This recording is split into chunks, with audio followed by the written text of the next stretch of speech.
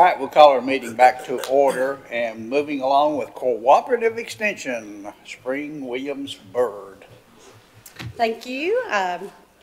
I'll be short and sweet and hopefully answer all your questions. Our first priority that we're requesting is a replacement for our 15-passenger van. It is a 1998 that we've been using, so as you can imagine, it's a little hard to get parts and things, and this past year we spent over $2,000 having to do repairs. We did have, just to update you, we did have an emergency. We took kids to camp this past summer and the van broke down on the way there, so we had to find another van to bring them back, and it took us about 2 weeks to get the van back once it was repaired. So with that being said, we are looking to replace that vehicle. It has only about 100,000 miles, but with it being older and some of the rugged trips we have had it on, we just really need to look at replacing that. We're looking at a minibus that's still a 15 passengers, so our drivers would not have to have a CDL, but it would be able to have seat belts for all the youth, and especially an area for luggage, a cargo area, and plus our adult and elderly participants we could use it for them because they can't get in the big 15-passenger van now. It's a little harder. We have a step, but it's harder for them to get up into it, so this minibus would be easier for them to take. So that is our one, and our other priority is office furniture. I've had that in our 5-year plan. We've started actually replacing some of the furniture that was put in our offices right when it was built in 2002, so we have got offices on a rotation now. So we've started 2 offices at a time, actually replacing the furniture in those. So that's what that request is for. So any questions?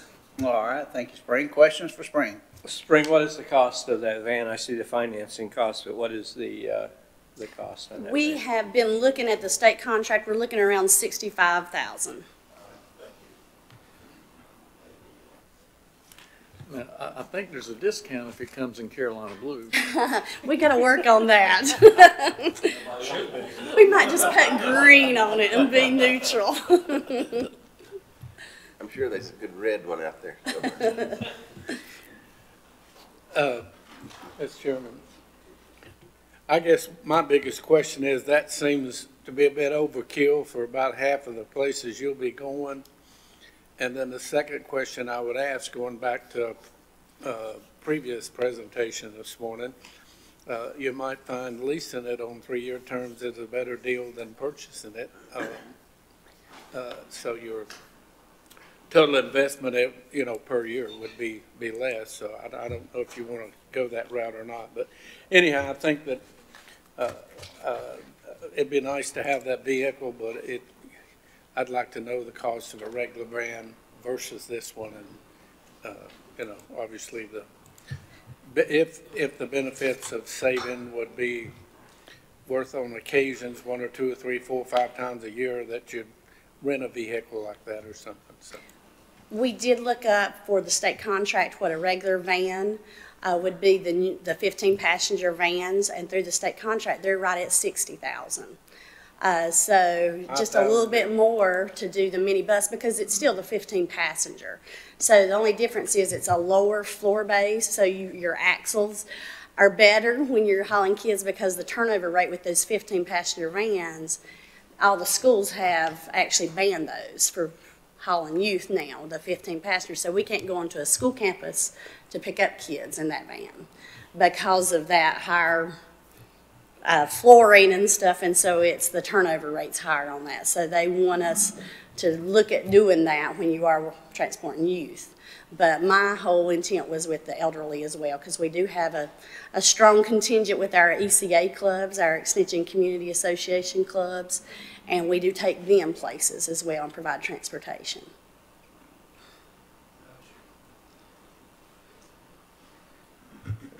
Do you intend to just keep the van solid white, no identification or anything on it?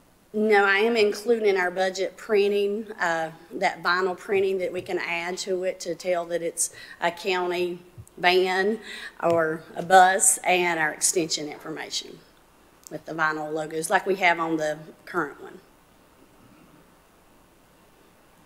Gentlemen, any other questions about the vehicle or the office furniture? Mr. Chairman, just one, if you would, Ms. Williams, what would be a good estimate, guess, how frequent, how many times would that van be used per year? During the summer, those 3 months, June to August, we use it just about every day, every work day during the summer. It does slow down in the winter and fall. Like I said, we do have the minivan that we got from the commissioners, your old van, that's a 7-passenger. And so we use it more in the fall because, like I said, our other participants, our adult participants, it's harder to get in the big van, so we use the minivan right now more. However, we've been having trouble with it and spent about $1,500 on repairs with it, so this would take the place of both of those almost. So I could see we would use it probably about half as much throughout the winter and fall months. So out of 280 days, probably at least 180. Mm-hmm. What will you be doing with your replacement furniture? We are asking other departments. There's some that cannot be replaced. The maintenance can't be repaired. The maintenance come in. We've got one desk that just sort of floats. Right now, it won't even touch the floor where we've got it bolted on. So it's a matter of those will just have to be surplused and gotten rid of. But the other pieces of the old ones we'll put on the surplus if any other departments would like those. All right, gentlemen, any other questions or comments? All right, hearing none, you are excused, ma'am. Thank you so very much. Moving on to our next presentation will be concerning the courts, and that will be with our County Manager, Brian Steen. Brian? Thank you, Mr. Chairman, members of the board. The courthouse is a heavily used building. What we're asking for is about $25,000 for general maintenance. There's some carpet in some areas that not only is the carpet worn out, it's worn down to the actual matting on what used to be the back of the carpet is now on the surface that's over top of the concrete floor, and that needs to be replaced. So some painting, some other general maintenance, $25,000. You probably about triple that, make a real dent in some of the stuff that needs to be done there. But anyways, we're asking for $25,000. Questions for Brian? Is the carpet a safety hazard at the moment? Is it deep enough the tears in it would?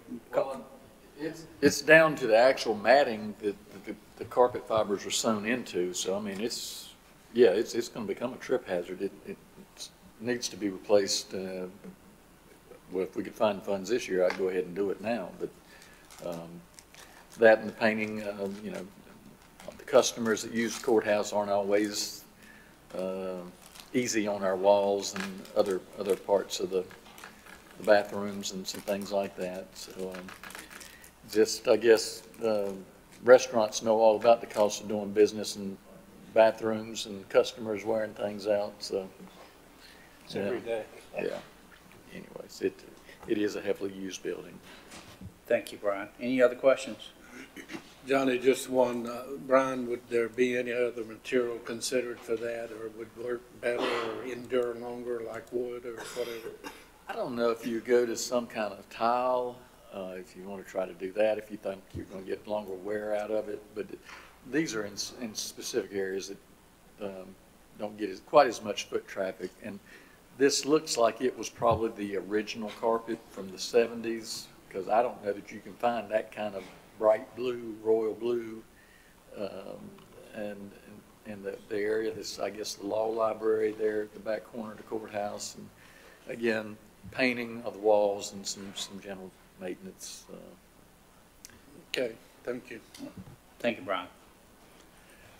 Any other thing, comments or questions from Brian?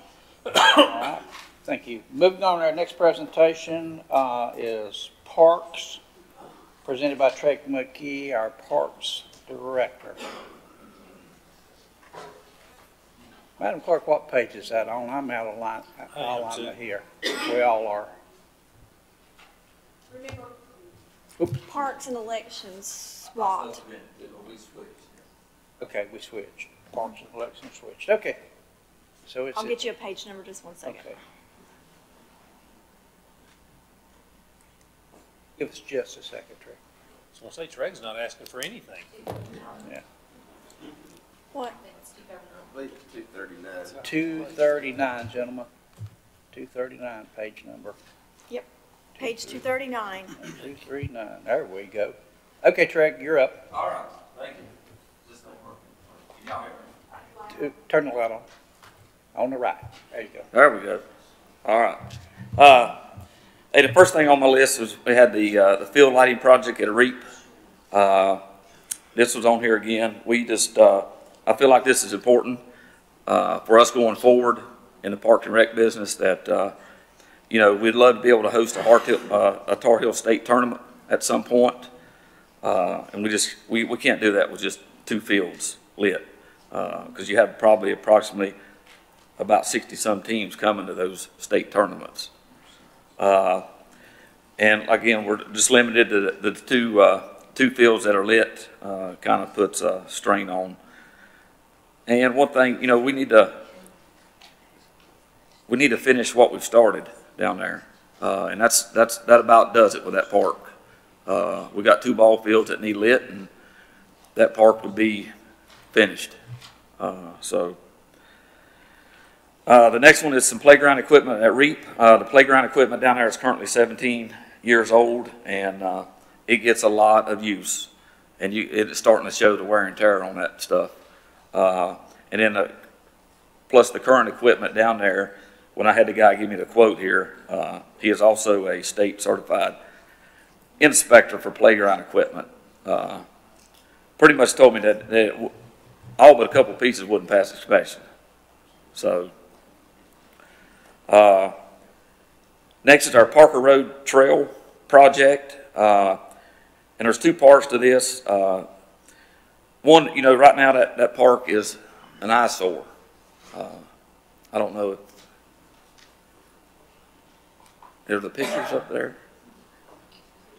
Okay. Oh, how do I work this thing now? Okay, well, let's read.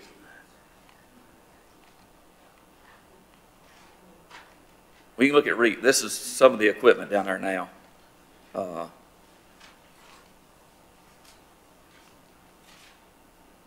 That piece of equipment right there is being taken out. It was taken out this week because of the liability of it. All right, here we go. This is the trail project that we're talking about at Parker Road. For y'all that, y'all might not even know where Parker Road Park's at. But The one above the school parking lot, right? School building parking. no, that's Spring.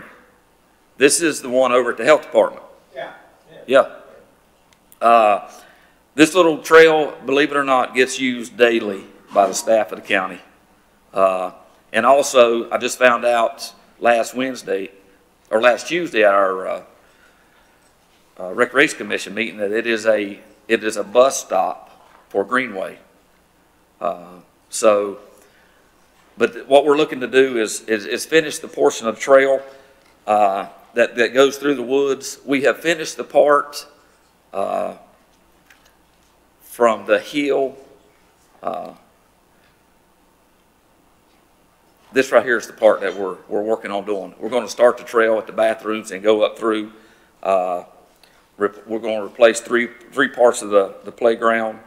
You know, half of the trail is completed. The guys have worked on it. We've had Bridge come out and help us on the bottom half of that. They cleaned out around the pond. They got all that stuff, and my guys rebuilt the trail from the hill all the way around to the backside of DSS. That part's been done, so now we're looking to do the rest. But this project includes, we got some dead trees in there, so we're thinning and pruning them. 3 new pieces of playground, 3 new benches and picnic tables, and the surface of the new trail that runs through there. And this is about a half-a-mile trail that goes from one end of the parking lot all the way around comes out, actually in front of the Human Resource Building. But it's a half a mile. The next part of that is the Parker Road, the bathroom project. That's them, right there. I can't find, I've called the city, the county both. I can't find how old this building is, or the bathrooms. I know it dates back to 1981, because I talked to the last parks director, or the parks director that was here in '81. And he said the bathrooms were here when he got here. So we called the city of Morganton to try to see if we could find permits on when they were done, and they can't even find permits when they were done. So, but the bathrooms, they don't meet ADA. So the building is it's over 38 years old. And this completely remodel is going to exist, are going to redo the bathrooms as we see it. We're going to redo that surface right there because evidently there was a pit there. And when somebody poured concrete, there's about a 2-inch lip all the way around that white part. And we're going to take down that big brick, used to be a grill. That's coming down because it's become a safety hazard. But that's part of half of the bathroom. But anyway, but that's just to get that, you know, we kind of got a vision for this park to come around and, you know, trying to get it turned into like a fitness park. We got another project that's coming up later that we got a full-size basketball court down there that we want to work on as a separate project, but I'll speak to you at a different time on that one. And also the last request we got is to replace a 15-year-old zero-turn mower. The one they want to replace it with is and it's kind of brand new to the industry. It's a rear discharge so that we could, when we mow ball fields, we're not blowing the grass and stuff back on the fields or back on our fences. But the one that we're replacing is starting to give us some maintenance issues. It's due next year to get the motor rebuilt. We got this same model. We got 2 of this lawnmower, the old one, and one of them I just had the motor rebuilt year before last. But this mower is used a ton between the months of April and July, because this is the main one we use to mow ball fields with. Sir? Yeah, the old one is. Yep. The new one is what did Tony tell me? It's a Grasshopper with a Kubota diesel motor on it. He showed me some pictures. It's nice. But that's it. All right, gentlemen, questions for Treg on his presentation? Just a couple comments. Treg and I don't know, I guess it was a couple years ago, we went to Parker Road Park, and that was eye-opening to say the least. I was shocked at the condition because it hasn't been addressed in some time, obviously, and you know, your hands have been tied. Of course, we've been upgrading all these other parks too. So, you know, if I would encourage everybody to go out there. It's in a beautiful location, but it is, you know, the facilities are in bad shape, and that needs to be rectified in my viewpoint, because not only is it, you know, as you mentioned, you know, we've got several hundred employees out there that utilize that during the day, on the weekends, and much less the public. But, you know, it'd be much more conducive for public if we did upgrade those, because it is in bad shape.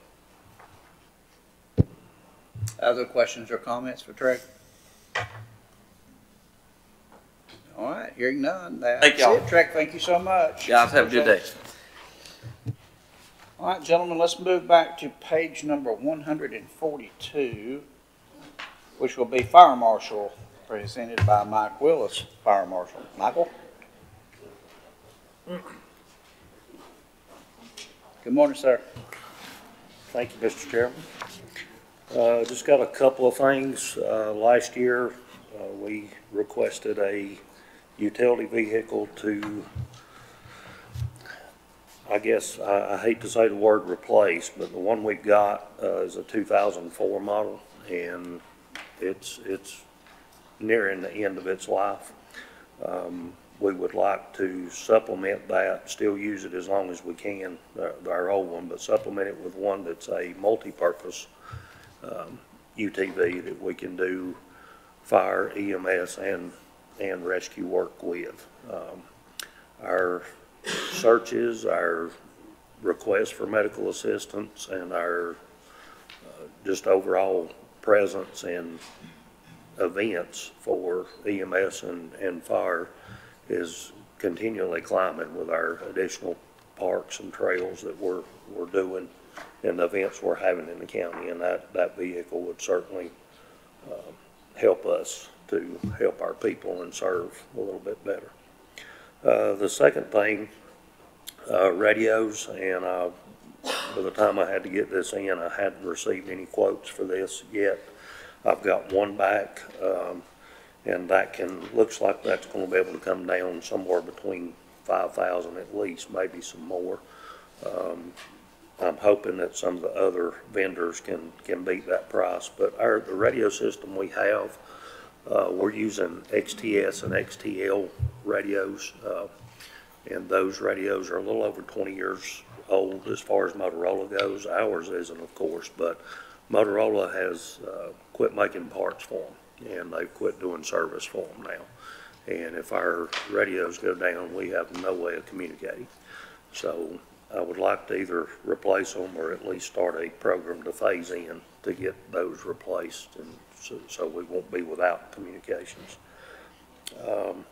And the third item is just, I guess, for informational purposes, that we're going to do the rewrite for the emergency operation plan in the coming year.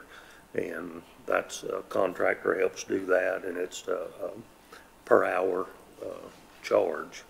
And the last one was just over 5,000, but I wanted to identify 10 just in case everything goes up, it seems like. So, but it's not to exceed the $10,000 mark for this year. Okay, gentlemen, questions for Mike? Mr. Chairman, Mike, on that Defender Max XT cab vehicle you're looking at, Yes, sir. is that a diesel? That I'm reading the engine type, but it doesn't, it says it's 72 horsepower, road tax. No, sir, it's gasoline. It's gasoline. Mm-hmm. Yes, sir. The one we have now is a diesel, but this one's gas. I didn't hear that, sorry. The one that we have now is a diesel, but this one would be a gas replacement. Why would you, since diesel engines last about twice as long as a gas, why wouldn't you stay with a diesel engine? Well, we can, but we can, but it's significantly more expensive to get them with a diesel. So, Really? Oh, yes, significantly more. That's all I had, Mr. Chairman. Anyone else? Michael, let me question you about the radios. Are those radios on a Burke County frequency, or are they on a state frequency? That's Burke County's Viper system, Okay. or the state, but we're a part of that. The new radios I would like to get are what's called a tri-band radio, and most of our radios now won't incorporate the national interoperability talk groups into them, and the new ones at a tri-band level would be able to. So if the Viper system goes down, we still have nationwide communication capability. Is Viper still functioning the way that it was designed to? You can be honest. Yes, it is, but we did identify quite a few challenges during Florence, just with the busyness of the system, and we needed to reach out to more interoperable ways of communicating. All right, any other questions for Mike? All right, hearing none, that will be. Sorry, Mike, how many radios is that? 5. Thank you. We have 6 total, but when they bought the last new fire marshal vehicle, it had the APX in it, so we don't need to replace it. There's 2 mobiles and 3 portables, so we need to replace. All right, anything else? Okay, Michael, thank you. Thank you. Appreciate that. All right, we'll move on to our next presentation from the Foothills Regional Airport Authority, presented by Brent Brinkley, our airport manager. Welcome, sir. How y'all doing tonight? Good. You'll push the red button on that speaker, it's on the right-hand side. All right. Can you hear me now? There we Yes, go. sir. Just want to thank you all for your support that you've given us in the past. Just going to give everybody an update of everything we've got going on out here at the airport right now. The airport is doing well. Our fuel sales are in line with the previous years that we've had. Our hangar rents right now have increased. We're actually at a 96% capacity on our hangar rental, so we're just about out of room. And we are out of room in our private D hangars, which is the most desired hangars that we have at the airport right now. We've got 22 people on the waiting list for those hangars right now. So we're in the process of working on getting some more hangars out there, but as y'all know, working with grant funds, that process can take a bit. And our hands are tied a little bit as far as the airport grants go and with hangars, because we've got another larger grant that we're working on for our taxi lane, and the DOT and FAA will take that grant funding away if we use other funding for hangars. So we've got to wait until we get that project done before we can take care of our hangar issues. The DOT has recently awarded us a $1.1 million grant for repaving our taxi lanes between our hangars, and also giving us an access road behind the terminal building that's going to help keep all of the vehicle traffic away from the airplanes. They called us and said, we've got this money, we need to spend it right away, can you take care of this for us? And we said, of course. So that's going to benefit us significantly, and it's also going to help get access to the new hangar that was built last year. So we are making progress on our full parallel taxiway project. It's a $10 million project. We've been working on it for a few years now. We've got the environmental phase done and currently working on the design phase. They're out there drilling right now and doing surveys for it, and we're hoping that the construction would start next spring. But we'll see how that goes and how everything progresses. Right now, we're for the budget, we're requesting this the same thing that we've requested, I think, the last 2 years. It's a total of $47,137. That includes $10,220 for operations and $36,917 for matching grant funds. We've talked to the other 3 local entities, and we've got an agreement also with Burke County to help assist with the funding on the $10 million project, the parallel taxiway, which is the major expense in this budget here. This will make the 5th of 8 years that we're requesting this larger amount for that project.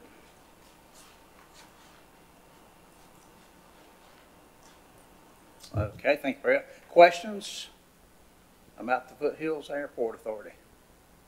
Mr. Chairman, on the statement, it showed that you had a loss of X number of dollars. I'm trying to get to back to that page. I had it just a few minutes ago. Anyhow, that 90% of it, of the loss was credited to depreciation. Is that correct? Correct, yeah. Yeah, so your net loss was really around $55,000, something like that. Okay.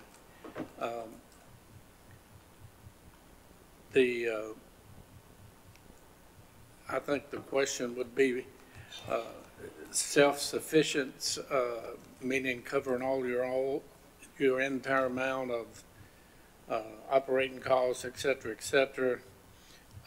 We have been looking for that number for years.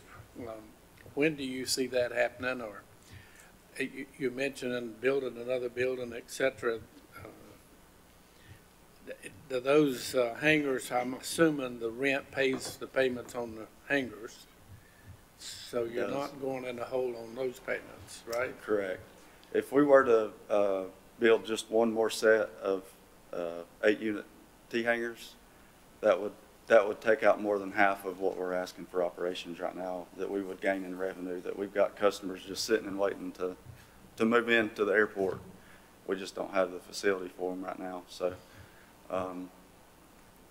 you know, that would take care of a major portion of it. If we were to build 2 of them, assuming that all 22 people on the waiting list would actually commit and move, then we wouldn't need the backing for operations budget. Thank you.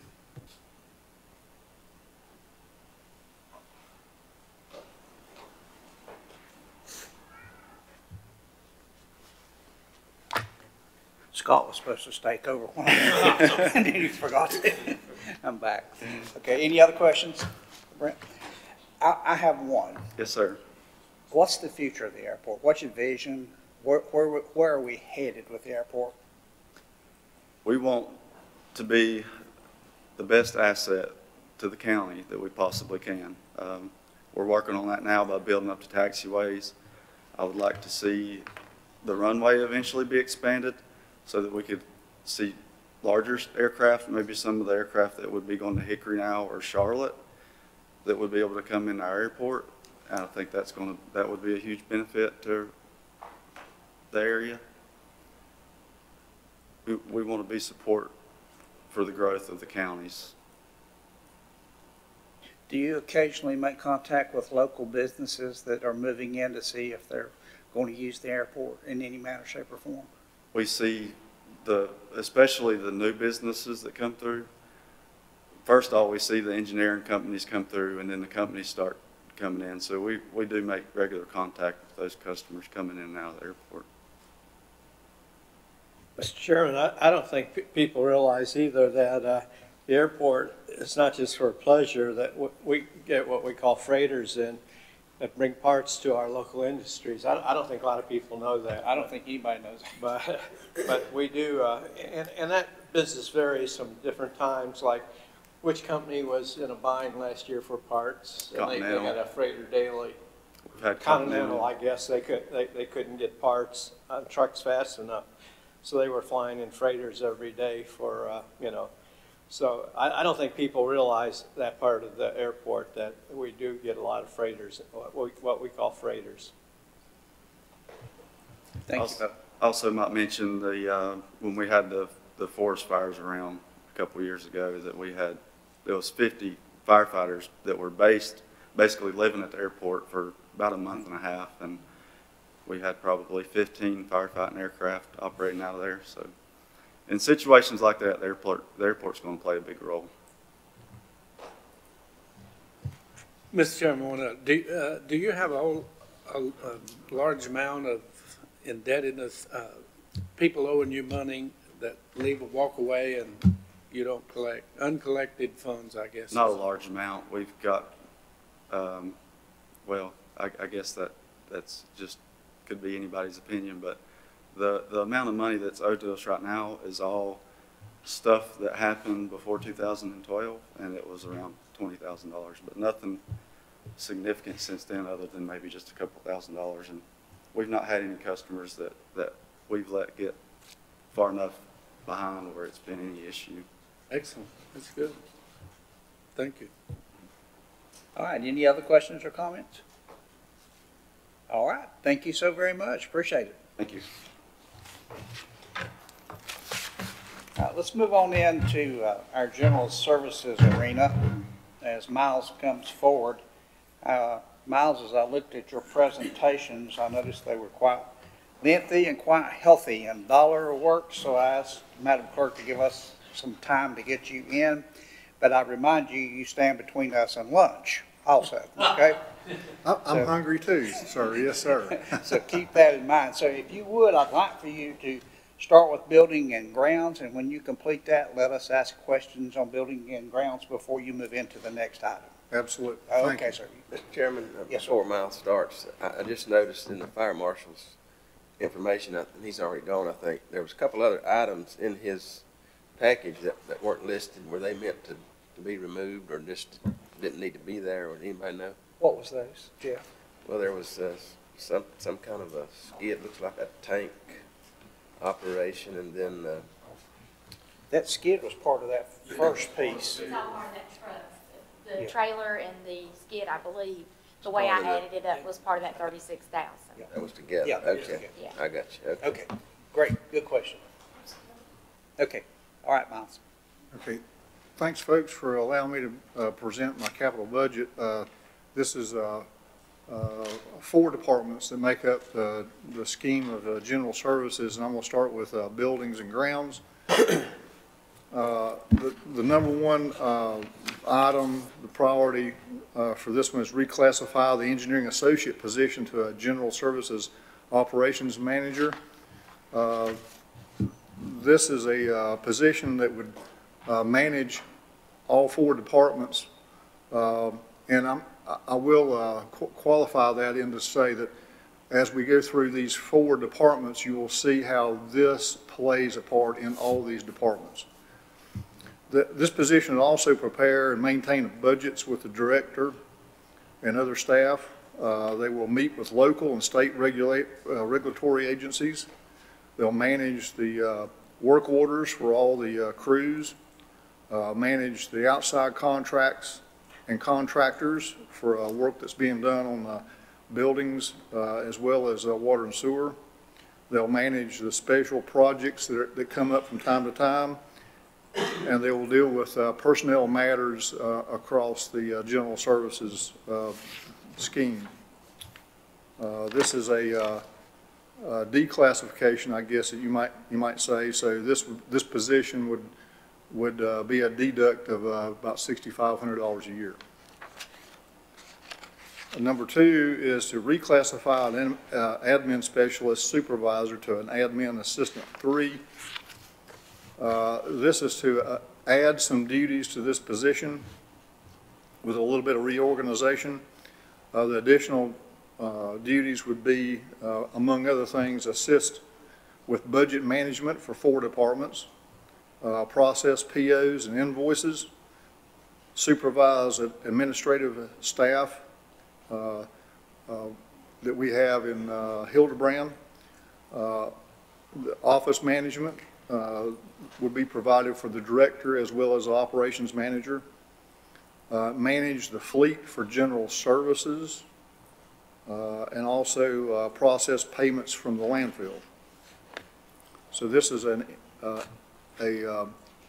reclassification up the ladder. Number 3 is the reclassification of a maintenance tech 2, which we have 2 of those positions in general services, to a facilities maintenance supervisor. That provides a supervision for the building services and grounds only. We do not have that supervision now. That was currently with the associate engineer's position. This position would provide more day-to-day supervision of those 3 other workers.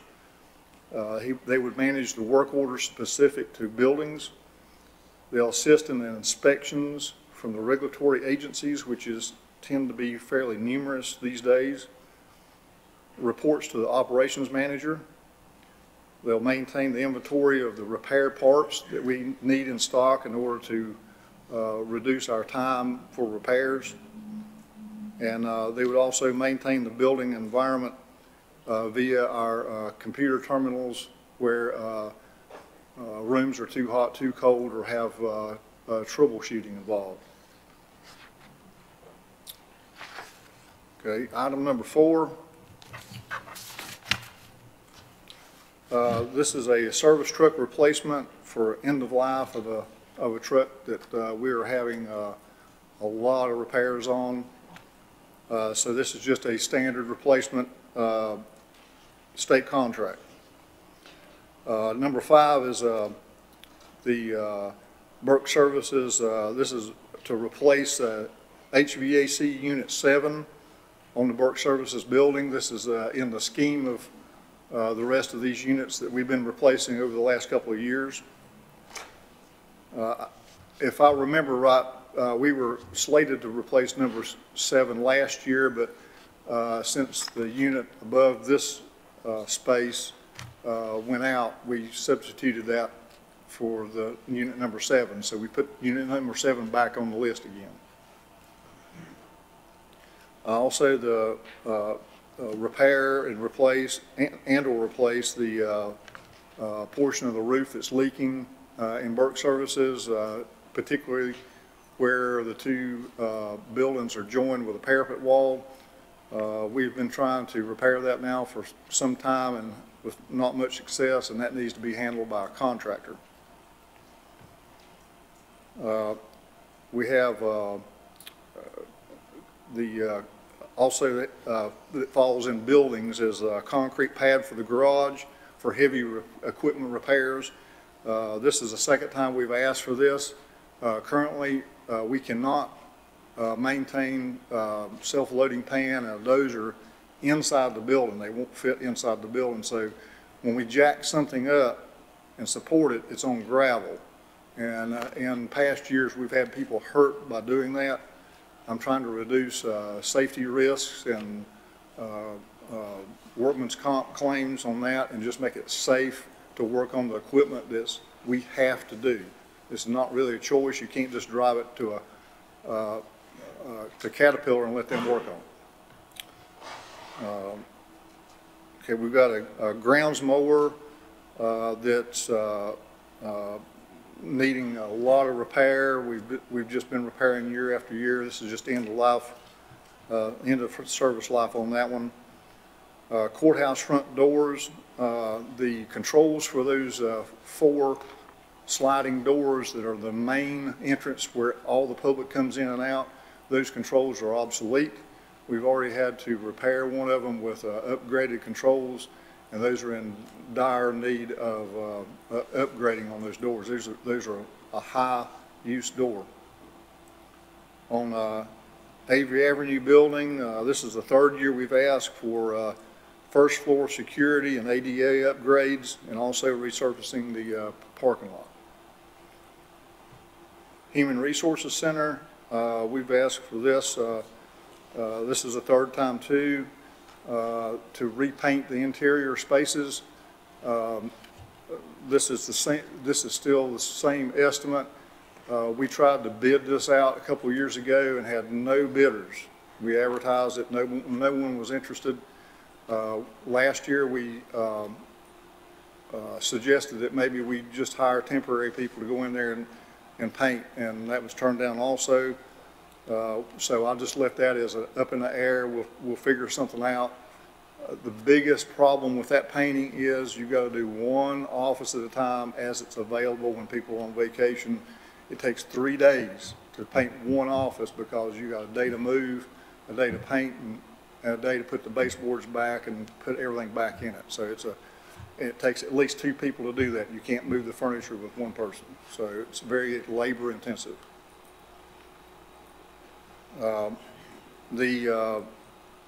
The next one, number 12, is move general services to a new location.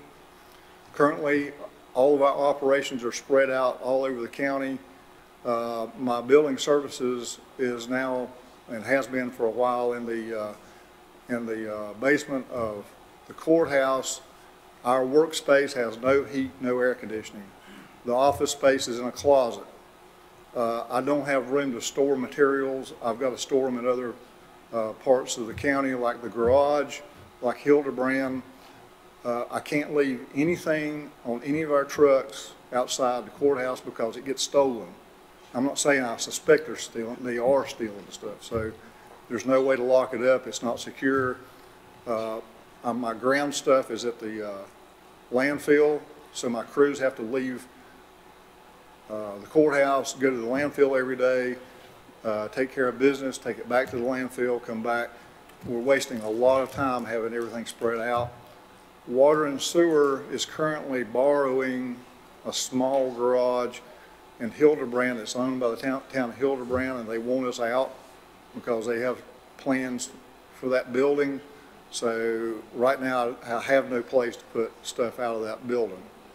I would prefer to have something more centrally located for water and sewer and buildings so that everybody's in the same place.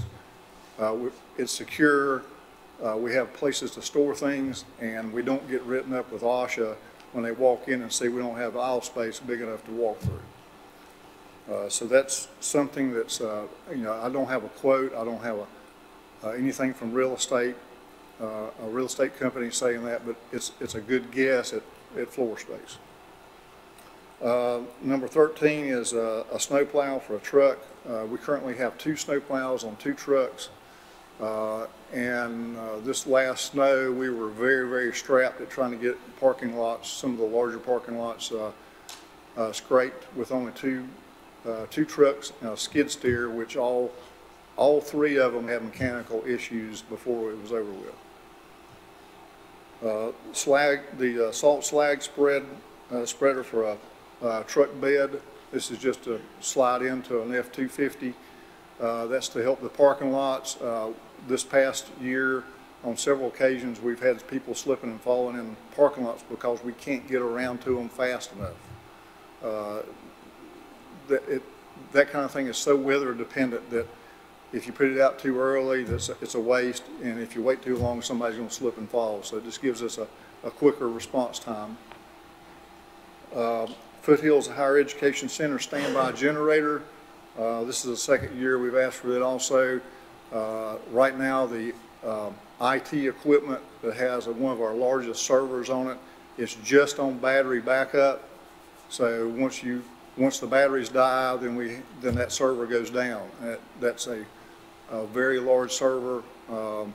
We had a close incident this past year with a power line and the tree fell on it, and if that power line didn't get fixed fast enough, they were going to have to move that server somewhere else because we had no standby generator there to help.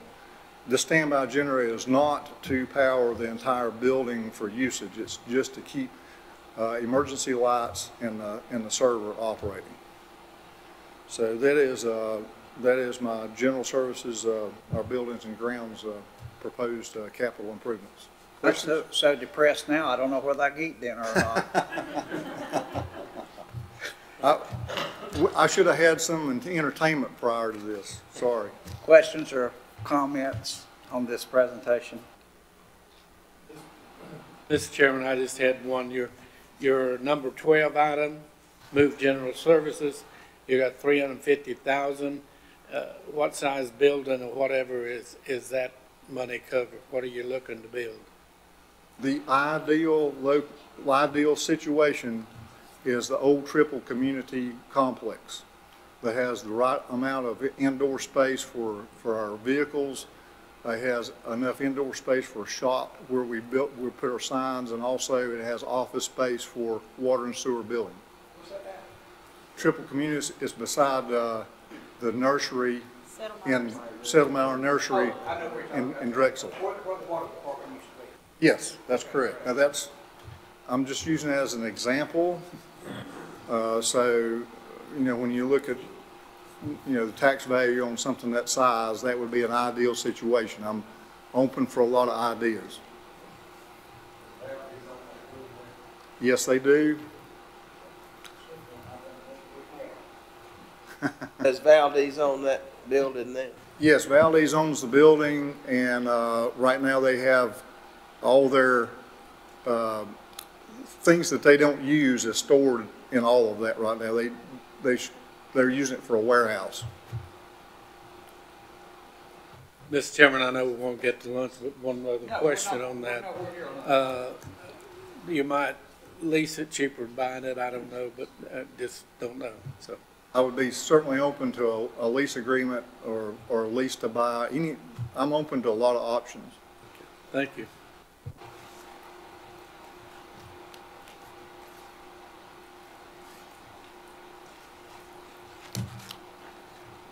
If there's no other questions on that one, I can move on Well, to solid waste. But Scott and I was Go sitting here ahead. thinking about a question, but we're still probably a little too embarrassed to ask it. Fiddler's Run Shopping Center is empty with a lot of buildings. Would there be anything down there that you could actually lease to use? I haven't checked on it. I've thought about it. I Okay. haven't had time to check on it. I don't feel so bad now. Yeah, the space is something I can use because most of that has dock space, which I need. The ceiling heights are high enough to drive your vehicles in, and basically, open floor plan to be able to put about anything I want into many of those spaces. It's not like I have to have the whole shopping center. But yeah, that would be an ideal location, because it is, not only close to, Morganton, but also close to an interstate that would give us access to the eastern part of the county where a lot of our work is too. So that would be a great idea. All right, gentlemen, any other questions on this particular presentation? Mr. County Manager, anything? I'm not sure that's a good thing. But anyway. Okay, move on to Sure. solid waste collection. Okay, solid waste collection is much shorter. We have a roll-off truck that needs to be replaced. It's an end of service life. It has 400,000 miles on it. It's an 07 model. We've already had it towed twice in 4 months, and it's getting very expensive to upkeep. The repairs on that this year was approaching $14,000 worth of work to it. Number two is a truck diagnostic tool that will diagnose on site. We've got 5 trucks, and they can diagnose that instead of having the dealer come out and do that and charge us about $1,000 a pop just to figure out what's wrong with these things. We can actually buy this tool, and it'll pay for itself within about 3 or 4 months. A lot of times our service, our staff can actually fix the problems if they knew what it was. So I feel like we could save a lot of money by having a diagnostics tool for those trucks. It will serve both the Mack trucks and the Volvos. Need a new zero-turn mower with a trailer. It's again end of service life. This is the one that is towed around to all the convenience sites to mow the convenience sites, and we have wore that slap out, and it's almost beyond repair. East Burke convenience site relocation. We've asked for this one. This is the 3rd year. The current East Burke site has been failing for some years. There's really nothing we can do because that's situated on top of garbage. Part of the site is 6 feet below the other part of the site. It's dragging the fence down. There's holes in it, and I'm getting concerned about the public safety because of all the pavement failures and differences in elevations for the public. It's too small for the amount of materials that the public brings in. We don't have any room for any additional boxes. Many days I see all of our containers slam full, and our drivers are doing what they can to keep them empty. But that needs to be relocated to a site that I propose on property we already own close to the East Burke High School. That's a quite large site that we can actually put some buffer around it. It's on original ground, so it's not on garbage. And it would actually get that about 5 miles further away from the county line because, unfortunately, people do come from other counties to use our East Burke site right now. So that would provide us with 3 or 4 different positive things for that site to be moved. And that is all I have for collections. That location near East Burke, excuse me. Go ahead, sir. Where is that? Where is it located in? If you, and I can't remember roads, but as you go under the interstate to go to East Burke, immediately turn right before you get to East Burke, and the property is about 1/8 of a mile on the left. It's a sort of the crown as that road goes up the hill and is about level with I-40. over on the left-hand side, there's a wooded lot there that's, I think it's like 10, 12 acres. Well, do we, this is probably a question nobody can answer at this point. Do we want to build a site there when they're getting ready to build a second school just next door to East Burke? Traffic-wise, et cetera, is that would that be a good recommendation to have a, Well, my thoughts are, when parents drop their kids off, they can also drop off their recycle material at the same time in the same trip. We could probably encourage the high school to do a little more recycling than they are. Traffic-wise, the time of day really typically doesn't really match school time. Most the high traffic time is on Saturdays, and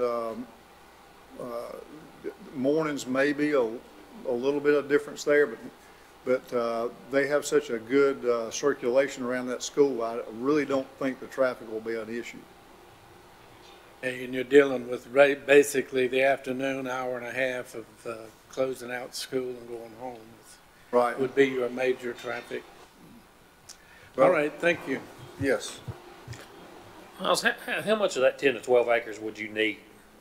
I mean, would it encompass the whole thing, do you foresee, or would it be just a small portion? I need 2 to 3 acres of that. I would prefer to have another acre for a buffer in the front so that all that's not just right at the road and seen, but it would allow me to do one-way circulation. It'll also allow me to do a multi-level site so that citizens aren't hiking the bags up over the top of a dumpster. It allows some design features with that topography there, but all in all, 3 to 4 acres, and that would give you a really great site, so you wouldn't have to use that whole site. Thank you. Mr. Chairman, I have one other question because it was brought to my attention about 2 Sundays ago. Some of the workers over at the site near Roadhis are saying how bad workers need a restroom at those locations because they're there sometimes 8 hours, 9 hours a day. Yes. So will that be considered in this new site? Absolutely. Anytime we build a new site or move one, it will have a stick-built restroom that's heated.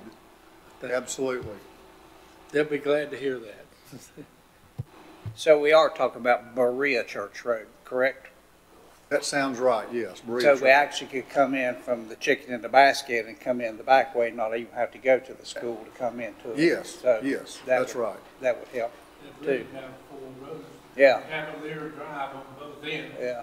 Going past the football field. And then that Berea Church Road goes all the way to I-40. Exit at I-40. Okay. I'm clear where it's at now. Any other questions from Miles on solid waste collection? And the truck diagnostic tool does what? When the trucks have computers like your cars do now, and when it gives you a trouble, check engine light, then we can plug it up, find out what's wrong, whether it's fuel filters or injectors or transmission. It diagnoses the transmission issues. So that's what that's for. Okay. All right, let's move on to waste management. Okay, for waste management, number 1 is a skid steer with a 6-foot bush hog and an 84-inch 6-way blade and cab.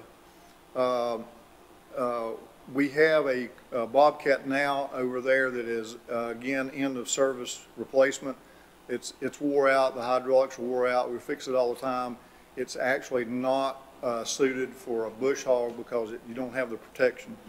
The skid steer, by buying the attachments with that, we'll be able to safely mow our slopes.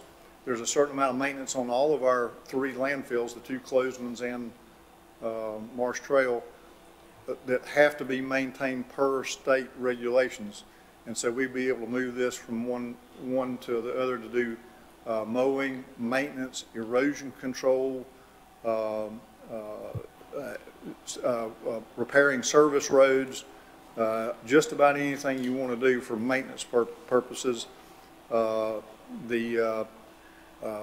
It's the equipment we have now with tractors is really not safe to be on these steep slopes, whereas a skid steer is.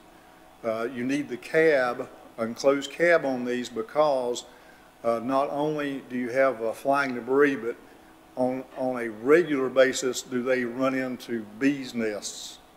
And so you're not going to see the bees' nest when you're operating a vehicle. You're going to get stung, and then you're going to try to figure out how you're going to get off that skid steer. So that has been happening in the past. It's a safety issue for the operators. Number 2 is a D6 dozer with a landfill package. The 1992 model is not landfill certified. It is at the end of its life. Currently, the hydraulics will not continuously support the blade, so that when you go to grade anything, you continually correct the blade because it just keeps dropping. And so it's really aggravating, but it's going to get to the point where we're going to lose the whole machine. It was never landfill upfitted, so all of the landfill upfitting means that you have a protection on the bottom of the machine to keep landfill debris from cutting your hydraulic lines, ruining the seals in the drive mechanisms. The cab is not landfill certified. It's just, it's a 1992. The state requires that we have a backup. We would use this dozer as a backup if we had a new one. But that's the only dozer we have at the landfill, and if it goes down, we have no other method of pushing our C&D material. Number 3 is a hydraulic upfit kit for foam-filled tires on our existing 938 loader. That's so that we can use that on the landfill. If you do not have foam-filled tires, you can puncture those, and those tires and the repair is very expensive. If you foam fill them, they last a long time till you wear them out, and then you can replace them. Number 4 is a tandem dump truck.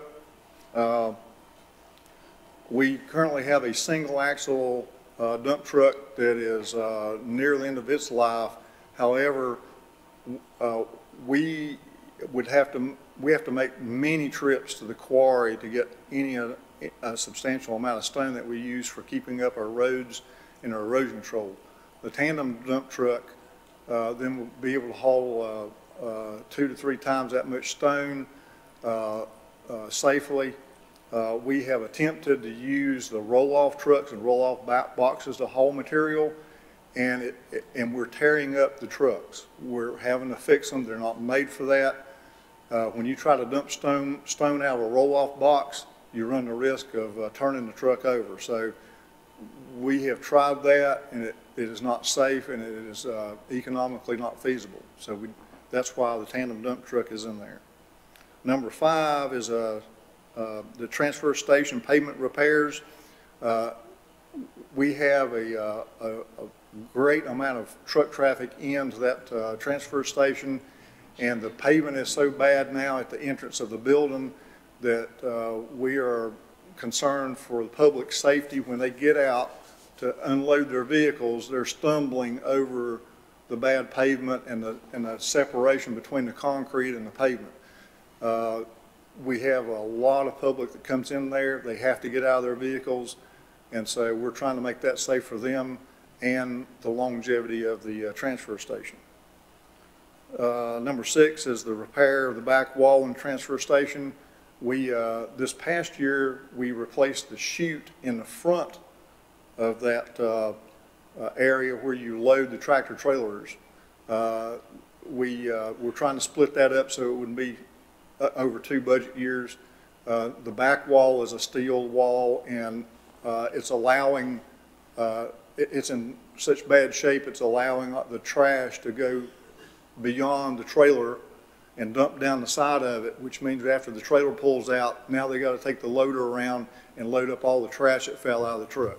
That's, with the amount of material that comes in and out, it's just taking us too long to do that. It needs to be repaired, and that's why that's in there. And then number 7 is resurface the access road to the garage. It's in really bad disrepair. It's a high usage road.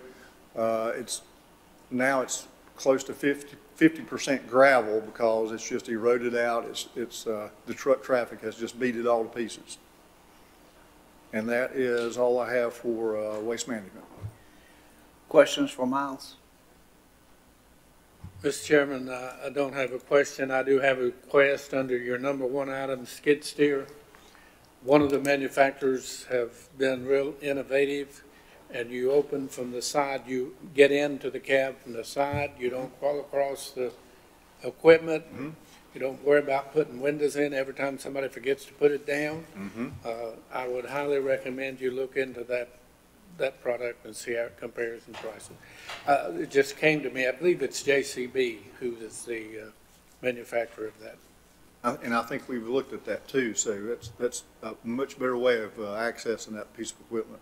Thank you. Thank you very much for that suggestion.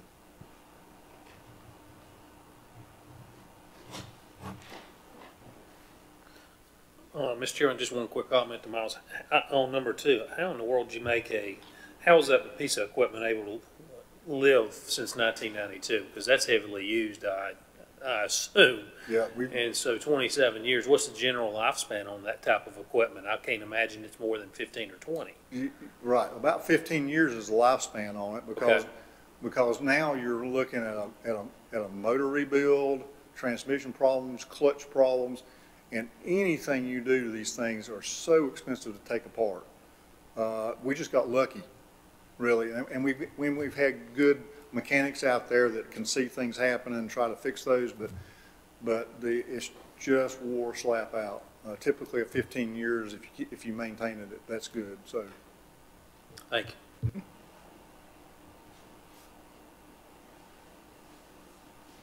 Other questions for Miles or comments? All right, Miles, let's move on to your. And we've got water and sewer. Water and sewer. Number 1 is a new position for water and sewer as a supervisor. That position used to be there some years ago, and it got deleted, and those responsibilities fell on the associate engineer.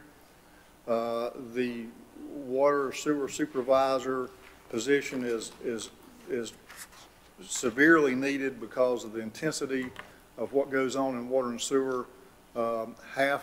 Nearly half of the time is spent dealing with regulatory agencies and the fallout that you have to do, all the testing and keeping track of all the records and making sure that we stay in compliance with our sewer pump stations and our water pump stations and our water system.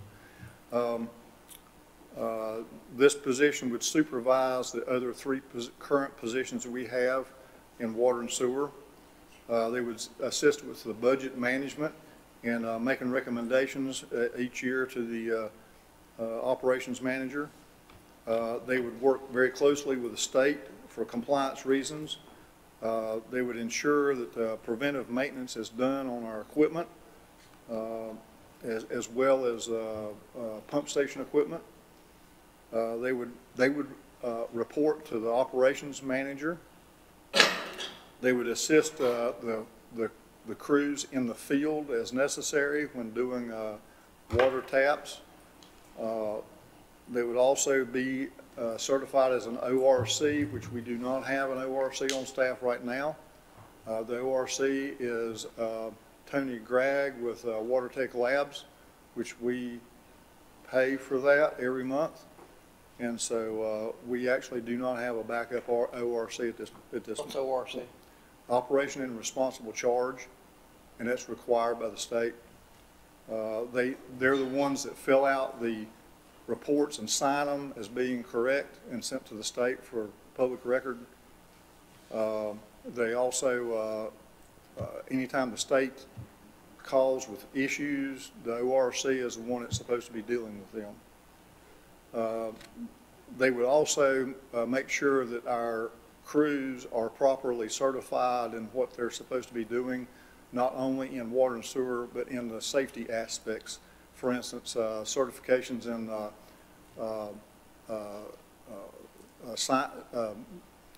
flaggers, and then now you have to be certified to put signs out on the side of the road by DOT. They'll have to have certifications like for confined spaces, dealing with pathogens. There's all kinds of that, but he would keep up with that. They'd also monitor the safety of the workers and the equipment to make sure everything is safe. That reduces their risk and it reduces our costs. They would also track the preventive maintenance necessary on the equipment, and they would also make sure that our supplies are kept up to date with meters and setters and repair parts, and be able to respond in a reasonable amount of time, which that is really difficult to do these days. We desperately need a water sewer supervisor dedicated to water and sewer. Okay. Number 2 is a truck replacement.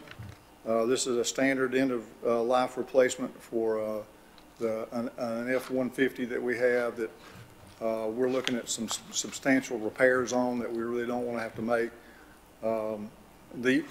Our water and sewer trucks take a beating because of all the stop and go. We're off the road. We're on steep inclines a lot of times to get to our locations, and they just have a very difficult service life, and this is just a typical replacement. Mid-size excavator, we've asked for this last year also. The small backhoe that we're using on the side of the road now to put water taps in, the hydraulics are beginning to get worn, the joints, it needs to be replaced, and what we propose is not to replace it with a backhoe, but with a small track excavator. For what we're using, what we're doing on the side of the road, the track excavator is much safer because we don't have to keep pulling up. We don't have to pick up and set back up again like we do with a backhoe. All you got to do is turn around and walk it up and down the road. The operator can also see better of what he's doing on an excavator because he's always facing the direction he's digging in. He's also closer to the excavation because he can see better straight down in the hole than you can on a backhoe. Number 4 is a 3-inch boring tool. Ours is wore out and inoperable, and we've been renting one now until we can get through this budget year. There is no repair of them. We use them to bore under the road every time we do a opposite side tap. Number 5 is safety light bars, roof mounted for our trucks. Right now, none of our trucks have anything but standard factory flashers, and we're on the side of these roads and people can't see us. And we would like to have ours upfitted like the recent DOT pickup trucks are, with a light bar that's visible all the way around to make people aware that we're on the side of the road. And if I have been on some of our taps and people are not paying any attention, but if you get the light bars, they can see those. The problem with a standard flasher is they're down low, and if we're parked where we've got a backhoe working on one side of the truck or the other, the public can't see it. With a light bar on top, then that you can see that over our equipment. The next thing is we need to replace all of our safety signs and cones. Our signs are wore out to the point where they have no reflective visibility at night. I have verified that. You can see them in the daytime, but at night you can't see them at all. So they need to be replaced, and we also need cones replaced. They're wore out, and we don't have enough to do an intersection work. And that's what I have for water and sewer. Questions for Miles on water and sewer?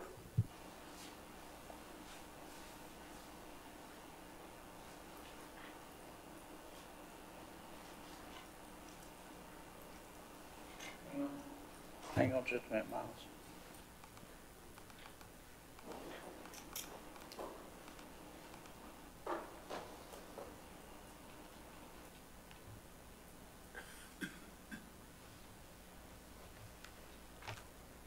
Miles, you're asking for several $1 million worth of stuff.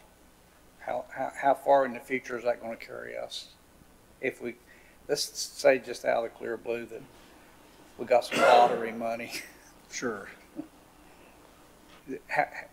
Does that make us safe and make us good for a number of years?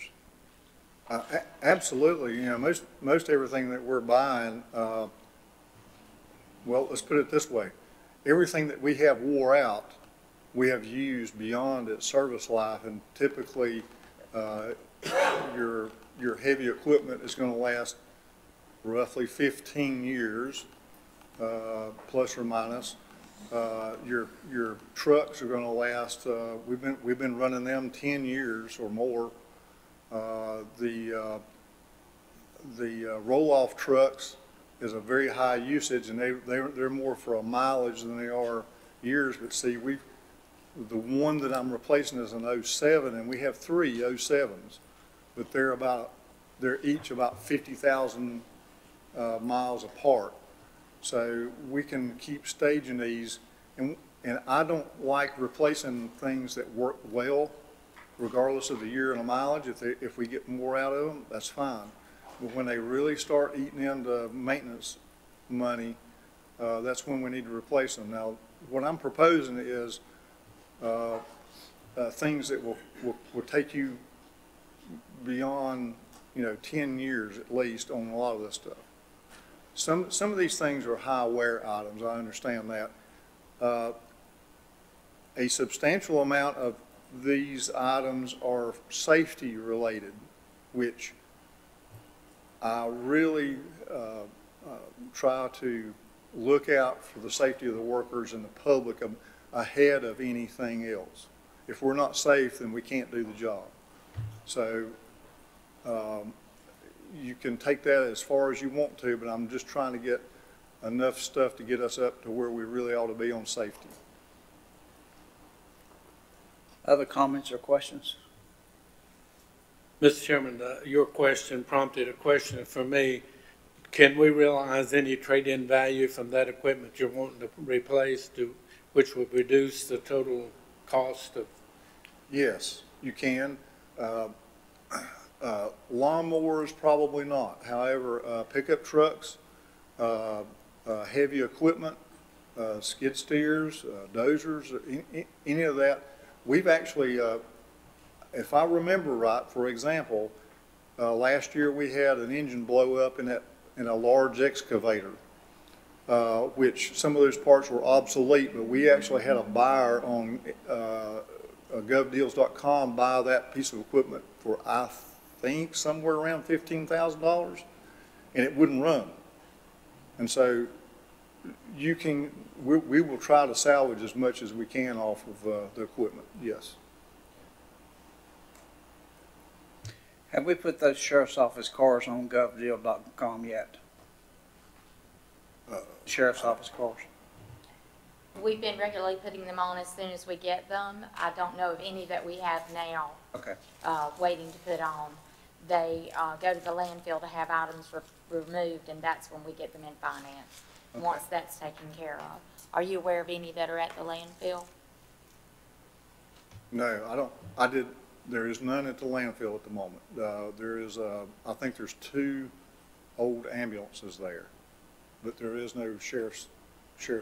So I can be comfortable in saying we cleaned out his parking lot that we got called to the carpet on with all the cars that were over there. I will be happy to verify and let you know Okay. later today. Thank you. All right, any other questions for Miles? One other comment, I guess, to the county manager or the accountant, one of the two.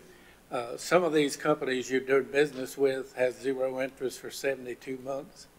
It might behoove us to spread this out on some of this equipment and enjoy the zero free money for 6-7 years. One comment I would like to make is I'm all about reuse and recycle, and one of the vehicles that we drive is a former deputy's car. It was in good enough shape for us to drive. There's some things that don't work on it, but I don't really care. But it saved us from having to buy another vehicle. So I plan on using it till it just absolutely drops. So we're trying to save those kinds of things. Great. Well, thank you so much for your presentation. Very large presentation, but we do thank you. I was a little remiss this morning. I forgot to introduce Scott Cook. I say Clark Cook. This is Scott's first time here with us, so we expect you to start adding up zeros and help Margaret out on this and the county manager. So. I'm listening and taking it all in and say, I pulled some stuff here and there. He was talking about It's his first time hitting it. Yeah. Kay will get you if you don't use it. He was talking about replacing the ORC, and so I pulled that up. We're paying those guys about $1,000 a month, so we get back some of that money. We'd be saving right there if you took that. I mean, it wouldn't be the whole $36,000, but. All right. Well, I know Margaret's glad to have you here, and we are too. So I appreciate if it. there's nothing else, Maynard, if you'll return thanks for us, we'll just move on to dinner if that's okay. Father, again, we're thankful for this day, Father, for the opportunity. We pray that you give us the wisdom to make and understand the budget process, and Father, that we serve our constituents in a way that would be pleasing unto thee. Father, we're most thankful for the food we're about to partake. Father, we pray that you bless it to our body, for we ask in thy holy name. Amen. Amen. And I'll call us back when we get through.